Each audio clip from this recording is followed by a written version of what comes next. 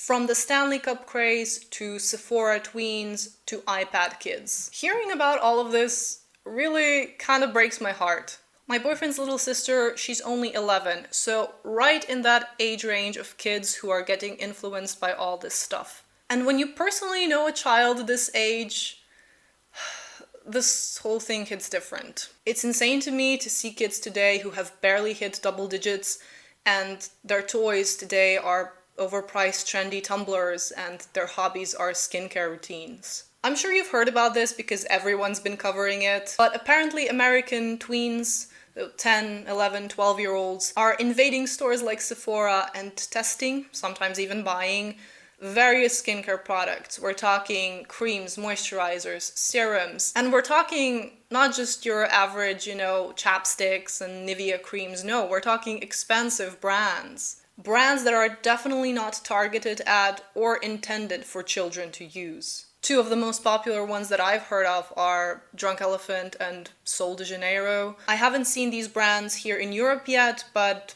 apparently they are the it products, and kids and tweens were also putting them on their Christmas wish lists, so. I just received my niece's Christmas list. What's on it? We've got clothes, blanket, mini backpack, Drunk Elephant skincare. She's 7 years old. What is she needing Drunk Elephant for? Any rational person like you and me might think, why on earth do kids need skincare routines? And that is a very valid question, but there's another problem though. Because when kids go to Sephora, they are kids, they don't really know how to behave. They don't know how to test these products. They aren't mindful about how they're using them and applying them. So they're making a mess for the employees to clean up, and they're making the shopping experience for, adult grown-up customers a little bit uncomfortable because now adults have to fight with 10-year-olds over a moisturizer. So I work in a Sephora back in my college town, and the amount of times we've had to go throughout the store, clean up Drunk Elephant because a little girl decided to be fun to kind of mix every single serum that we have together to see what concoction she can make. Others are like, kids, and I'm like, please get your child because she is ramming her fist straight up a cream blush right now and is smearing it all over everything else. Please round her up. Year-olds at Sephora story time. One time I was in the Tower 28 section looking at these sprays, and this was back when this spray was super popular and you couldn't get the full size anywhere. There was one last full size spray and I was just looking at it, I was considering it, and you know what, I should have grabbed it, but this 10-year-old literally went from the side and was like, the difference between a 10-year-old Sephora girl and actual adults is actual adults can tell the difference between something that's gonna be beneficial to them and something that's not. I'm gonna go into my full zoomer mode, but where has the discipline gone? Where are the manners? I get that kids see stuff and they get influenced and they get curious about them, but where are the parents in all of this? Why are 10-year-olds allowed to run around Sephora on their own? Who's giving them money to buy these things? When I was younger, sure, there were always kids who would misbehave, but you bet that their parents would at least try to sort them out. Who says, yes, my precious child, putting on anti-aging or anti-wrinkle cream at your ripe age of 12 seems like the right move? I don't know, maybe that's the same kind of parents who are getting anti-aging procedures before they hit 30, but that's a rant for another day. I was originally just gonna address the skincare craze among tweens, but I noticed a few patterns and I just wanted to encompass all these different things. See, the Stanley Cup craze. At first, it seemed like it would just be an adults thing or teenagers thing, a wannabe TikTok influencer thing. But when I heard that kids, little kids, are getting crazy over these, and they're even bullying their classmates if they don't have one of these, a part of my soul died at that moment. Apparently it's not good enough if you have a regular water bottle, one that you like and that does the job that it's meant to do. No. You have to have the coveted Stanley Cup. This is the cup that we got our daughter for Christmas. This is not a Stanley. This is a $9.98 Walmart cup that she said she thought was cute. She is 9 years old. On the second day back to school after Christmas break, she comes home. She's not crying. She's just upset. The girls, all the other girls in her grade, I'm not saying all, maybe she said 9, 10 of them, all got Stanleys for Christmas. And they made sure to let her know that this is not a real Stanley, that this is fake and it's not as cool. Do I think that a 9-year-old needs a Stanley? No. If you're a mom, if you're a parent, and you can do something to keep your child from getting made fun of, to help fit in, you're gonna do it. So we went and bought her a 30-ounce Stanley. Now, is caving in and getting that Stanley Cup for your kid the right move just so that they stop being bullied? I don't know. I'm not gonna make judgments on that. Parenting is hard. I get it. You have to remember that a lot of families don't have the luxury to cave in and buy the Stanley Cup for their kids. This month, it's the Stanley Cup. Next month, who knows?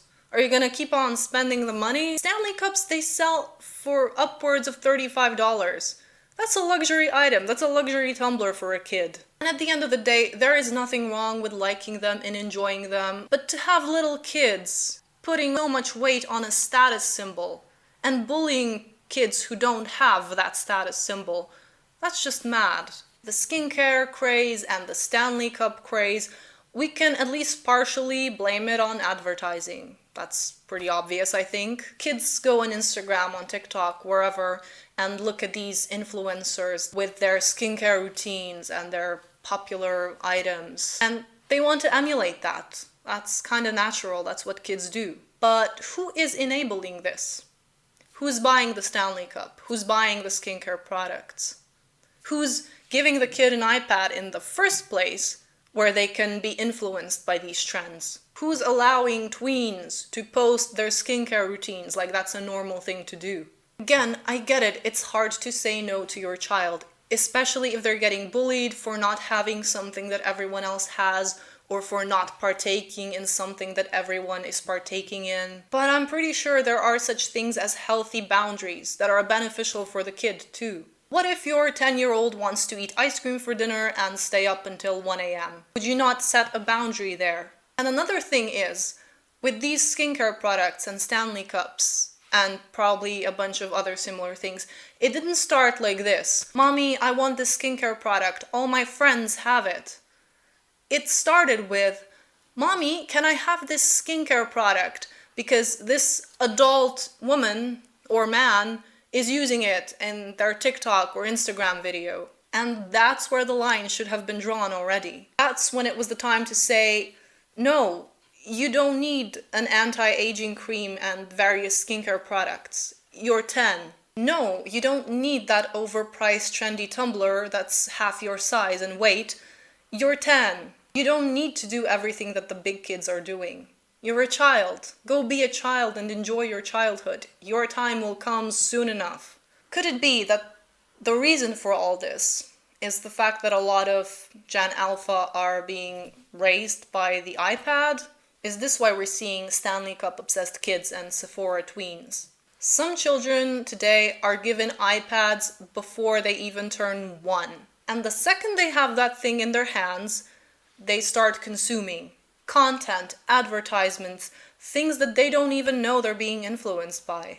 And when they have unregulated access to all of this, how are they not going to want to emulate the older girls on TikTok and Instagram and their fancy skincare routines, flawless skin and perfect hairstyles that are probably the result of some filters and editing, but whatever. How are they not going to want to have the it product of the month when they're seeing it everywhere? And how are they not going to misbehave if they've never properly been taught discipline, only ever given an iPad to keep them calm? And the reason it keeps them calm is because it takes up all their attention and makes them completely oblivious to their surroundings. Again, I get that raising kids is hard, and I have a lot of compassion for parents because that is a full-time job. But I don't think the right answer is to shove a screen into your child's face before their brain has even had a chance to properly develop.